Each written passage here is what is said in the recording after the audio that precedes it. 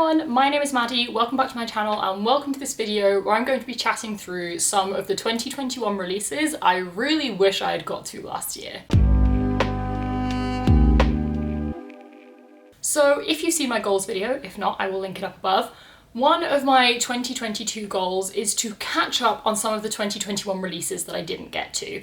Now, I actually have less of these than I thought I would. I thought I read like none of the releases I was meant to last year, but I actually read quite a decent few, it seems. So I don't have a huge number of books here. I think I have like 10 to 12. I have 15. So I have a good few, and I will just say now, I am not saying I'm going to read all of these in 2022. This isn't a TBR, this is just some 2021 releases I'm kind of gutted I didn't manage to get to, and so I'm really gonna try and keep a bit of a focus on catching up with some of these throughout 2022. Did I say 2022 releases? I have no idea. I'm gonna get the years wrong so many times in this video. Please just bear with me. But these are 2021 releases that I was really excited for. Some of them I had ARCs for, some I bought like as soon as they came out or had pre-ordered, and I still didn't manage to get to them. So they're ones I want to keep a focus on this year in 2022 of trying to tick some of these off, whilst also trying to keep up as much as I can with 2022 releases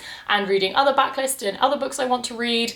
I'm not someone that is that focused on release year normally. This is just a bit of a catch-up exercise because quite a few of these were in genres that I didn't feel like reading in 2021 due to my massive slump, but are starting to feel slightly more accessible now.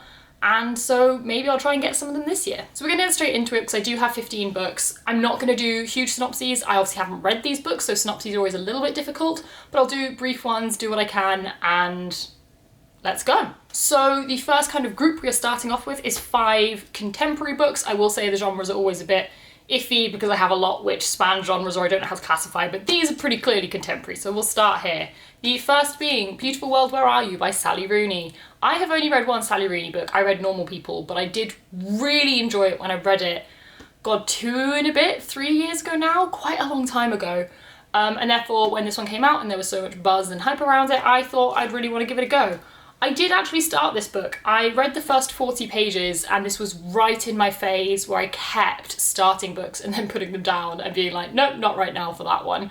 And this fell foul of that happening. So I have this down. I know very little about this. I know from what I've heard at least that it's very typical Sally Rooney, so sort of mid-20s, 30s characters just kind of going through life in a kind of early-ish adulthood.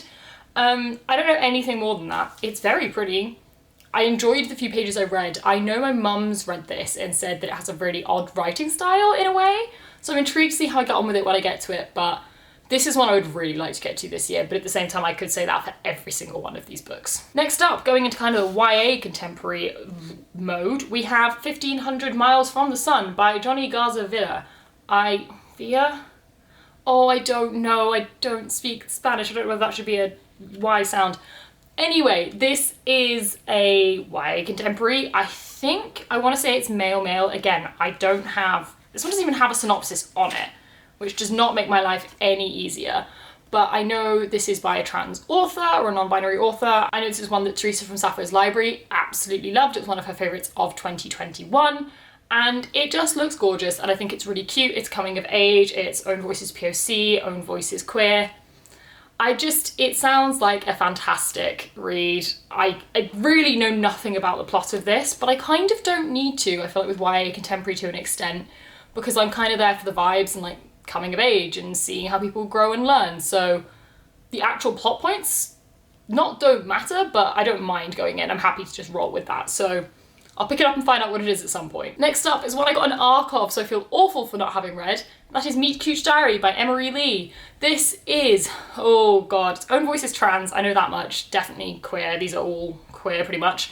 And the bit I know about this is it follows a trans main character, Noah, who creates a blog called Meet Cute Diary, which is stories of lots of trans people like having meet cutes, cute romantic first meeting moments.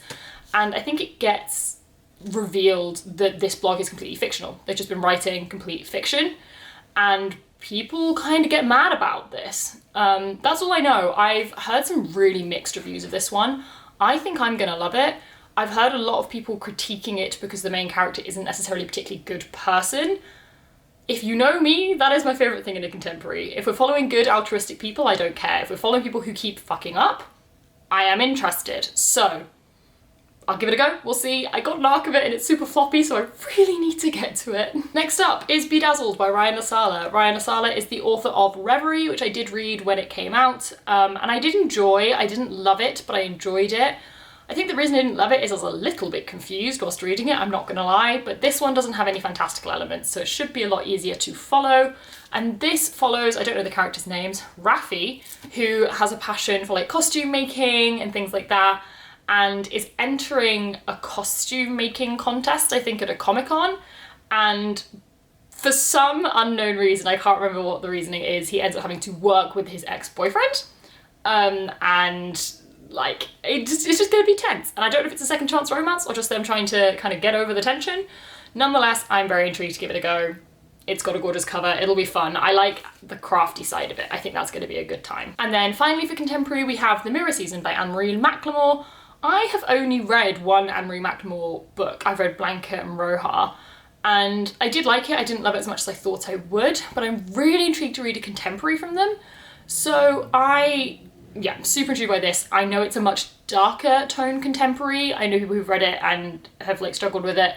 And please, although I've not read it, I don't know what the trigger warnings are. Please check for them, because I do know there is at least a focus on sexual assault. Because I think this follows two teens, I think a guy and a girl, but I could be completely wrong in that, who I believe experienced sexual assault on the same night at like a party or something, and then end up kind of bonding over that experience and helping each other through it. I may be wrong in that synopsis, but that's the very vague vibe I've got. I know it has pan rep. Other than that, I know nothing, except the fact that I want to read it. Okay, so I just noticed that my camera was kind of listing to the side, so apologies if I've been a bit crooked for the first 10 minutes of this video. 5 minutes, however long. But next up, we do have two dystopian books, because a video of books I want to read wouldn't be complete if I didn't have a load of dystopian in it. First up, we have a YA dystopian, The Ones We're Meant to Find by Joan He. This is like a climate change based dystopian. I don't know much more than that, apart from Katie loved it, Ro loved it, everyone I know that's read it has loved it. Everyone has also been annoyed because this cover makes it look queer and it's not. These two are sisters. I don't know much more about that. It's just, I'm intrigued. I'm really intrigued. It has interesting chapter titles which are like tally marks, so I don't know what that's going to be about. I don't know if this is dual perspective between the sisters. I don't know if they're together, apart. I know nothing. It's a climate change based dystopia and apparently it's fantastic. What else do I need to know? And next up is Kings of a Dead World by Jamie Mollart. I do have an arc of this as well, but I've got the really pretty hardback here because I love it. And this is, if I'm correct, okay, I just reread the blurb because I feel like I've blurbed this book a lot recently and I'm not sure I've ever got it right. I actually was quite close. So this follows a futuristic world where the world has run out of resources, the direction we're headed right now. And as a result, the solution they have chosen is to put everyone in the world into cryogenic sleep and then wake them up in short intervals, so you like experience the world for a little bit, use a bit of the resource, go back to sleep. And we're following, I think, two kind of main characters, one of whom in their waking time is just concerned about the health of their wife, who has a really bad disease, I think, and another who is awake the whole time. It's kind of a janitor taking care of like all the people in sleep, I think, and keeping an eye on them. And he's kind of mourning the family he never got to know because they're all sleeping. And the one big thing I know that's going to kind of set off the plot of this book is everyone is about to wake up. I don't know what's going to happen in that situation, but I can't imagine it's going to be good. And it sounds really interesting and it's stunning. I'll try my best to read it as ever. And now the final kind of stack section I have is fantasy books, and I'm classing these all as fantasy. As ever, fantasy is extremely expansive and extremely varied. I am kind of grouping these by vibe. I've not read them, so I don't know exactly what kind of content they're all going to have. I think some of them are dark academia with a bit of speculation. I think some of them are full out fantasy. I don't know, I've not read them yet, so we're just going to go through in the order of vibes, with the first book being A Lesson in Vengeance by Victoria Lee. I cannot believe I've not read this yet. This is dark academia, slightly thrillery, witchy as far as I know. And up there, a little bit, you can't see, but just off the top of the screen, is The Featherweight duology by Victoria Lee, which is one of my favourite duologies of all time. So the fact I have not read the next book that they wrote is criminal. I know everyone has been loving this, and I think I will too, and I don't know why I've not got to it yet, but I haven't. I am going to. I don't know when, but I am going to because I'm so excited for this. I tried so hard to track this edition down because it was coming out in a different edition in the UK and I wanted the US one. I put so much effort into it, I waited so long for it, and I've still not read the damn book. I don't know the plot. I don't want to know the plot. It's witchy and dark academia. I really want to go in that blind, so I'm not going to find out anymore. Next up, also dark academia, is The Atlas 6 by Oliver Blake. This, I have the self-pubbed edition. It is coming out later this year in kind of hardback. The series is now being published properly by traditional publishing. And I don't know much about this. I know it's dark academia, and I know it's like 6 initiates, I guess, are taken into this. I think it's the Library of Alexandria, I think.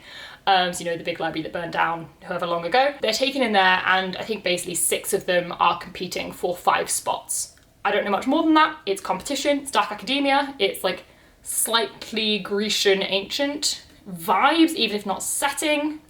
I don't know, it sounds great. Everyone loves it. I think there's a romance in here which everyone dies over. I'm 99% sure it's queer. I have to read it. Next up, another one I know so little about. The Nature of Witches by Rachel Griffin. This is, I know nothing. Again, witches to do with the climate. I don't know anything more than that. 4 different witches who control a different season each. I don't know what they're doing in this book, but I know it is A, stunning, and B, I know Steph read this earlier this year along with a few other people, I can't remember who, and just fell head over heels in love with it and then was nagging me to pick it up and read it because they all think I'm gonna love it, so I'm trusting them. It sounds like the sort of thing I would love, doesn't it? It really does. Next up, another self-pub book, The Flames of Albion by Jean. I never know how to say her surname. This is Jean, as in Jean's Bookish Thoughts on BookTube, and this is dragons, lesbian, sapphic. I don't know anything more than that, I don't need to. It gives me both Prior of the Orange Tree vibes and also the Queen of Eoflaria vibes, which is a book I love, which I found out about because of Jean, so that makes sense. I know nothing. It has books and dragons and things on the cover. I'm sure I will love it. It sounds like a fun time, and you know, we gotta support fellow booktubers, especially when they're publishing books, because that's awesome. So I can't believe I've not got to it yet. I can't believe I haven't got to literally all of these books. Like, I should have done. I truly should have done. Next up, another one that really feels like the same vibe as Flames of Albion, and another one I have an arc for and I've not read, and this arc is from April, is Sister Song by Lucy Holland. Again, I think this is sapphic. I didn't know that when I first got it, but I think I've heard people saying it's sapphic. It's a retelling of an old, what's it called, like poem-y thing. Okay, I just found it. So there's a murder ballad called The Two Sisters, and this is apparently inspired by that. I have no idea what it's about, but it says 3 siblings, 3 deadly sins. I think they each have different powers, and they'll become entangled in a web of treachery and heartbreak, and they must fight to forge their own paths. It sounds interesting. It's kind of an ancient retelling, not necessarily Greek classic obviously, but a different kind of retelling. Again, I've heard the most phenomenal things. I think I'm gonna love it. Just need to read it. Next up, one that I feel like I may get too soon because I keep eyeing it up at the moment, is In Deeper Waters by F.T. Lukens. This gives me a gentleman's guide to, I can't remember what it's called, the Mackenzie Lee book. It gives me that vibe in terms of plot, but you know, actually queer and written by a queer author, so better. So this follows a guy called Tal who is going on their, what's it called, like their tour, coming of age tour, which is like a thing in not medieval times but olden times, where teenagers kind of get everything out of the system as they're coming into adulthood. Rich, upper class, like fancy family teenagers would get to like tour Europe and go do all the wild things and get it out of the system before they had to settle down and like be the man of the house kind of thing. So it's following Tal who's doing that, and apparently his crew rescues this other person, and then that person jumps overboard, and then Tal comes across them again later. I know nothing more. I know it's meant to be a romancy kind of vibe. It just looks fun. The cover is beyond stunning and it has me very intrigued. I'm not normally big on like pirates or sea settings and things like that, but I think this one I could make an exception because I don't think that's going to be the focus. Ooh, that stack is tipping. And then we've only got a few more. Next up we have Lost in the Neverwoods by Aidan Thomas. I read Cemetery Boys by Aidan Thomas and truly enjoyed it, and so I've been wanting to reread this. Part of me, reread this? I've not read it. Read this.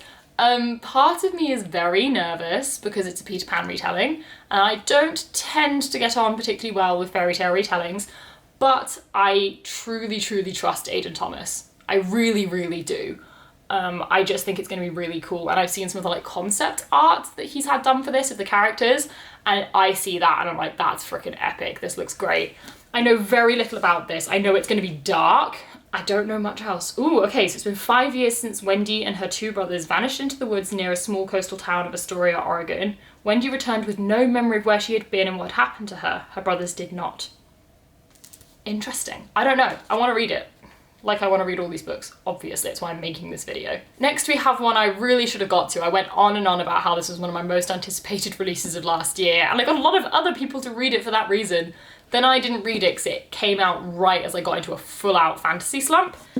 In the Ravenous Dark by A.M. Strickland. I do not know anything about the plot of this, but I know it is exceedingly queer. It has, I think, bi-rep, poly-rep, definitely like lesbian. I think there's definitely some gender queer of some description rep in here. I don't know, but it's very, very queer and it's gorgeous. I have the Illumicrate edition with the pretty edges. And it's like dark. Okay, I don't know what the plot is, but it like all of the artwork gives me like Greek vibes. So just to show you in the Illumicrate edition, these are the end pages. Massively, to me, kind of Greek god vibe, and similarly the artwork on the bookmarks that it came with. Oh my god, if I can stop dropping everything. Again, it just to me looks like it's going to be kind of Greek gods vibes. I don't know, it sounds amazing from what I know of it, especially because it's so damn queer. I'm gonna read it and I'm probably gonna love it. And then the final book I have is Gearbreakers by Zoe Hanamakuta. This is a sci-fi, YA kind of sci-fi, again, definitely queer, I think it's sapphic. And this follows a future where we have like mecha deities, big robot-y things, and I think we're kind of trying to take them down, maybe? Yeah, they're trying to take them down. I don't know exactly what they're gonna do, but it sounds really good. It sounds suitably dark and not gory, but hard. Like they don't shy away from things, which is interesting. And the sequel is also coming out this year, so I'd really like to be able to read this so I can continue and read the second part of the duology. We will see if I actually do it, you know, life. So those are the 15 2021 releases that I have that I didn't get to in 2021, though I wish I had. And I'm not gonna pick up that whole stack because 15 books, most of which are big hardbacks, that's not gonna end well. But please let me know down in the comments if there's any of these particularly you think I should be prioritizing, either if you've read them or you want to know my opinions on them. I make absolutely no guarantees. I always have books in my mind that I want to be reading, and it's not always easy to bump things up the priority list, especially as I'm still very much on the tail end of a big old reading slump, and I really, really don't want to risk getting myself back into a reading slump by forcing myself to read things I don't want to, so I'm being really cautious at the moment to kind of mood read a little bit. But yeah, those are the books. Let me know if there's any I should pick up, but that is it for this video. So thank you so much for watching. If you enjoyed it, please give it a thumbs up. And as I said, leave a comment down below, especially if you've read any of these books. Subscribe if you'd like to see more content from me. There should be a lot more coming this year. And there are links to all of my social media down in the description if you want to check out or connect on any of those. But that is it for this video. So bye, and I'll see you in the next one.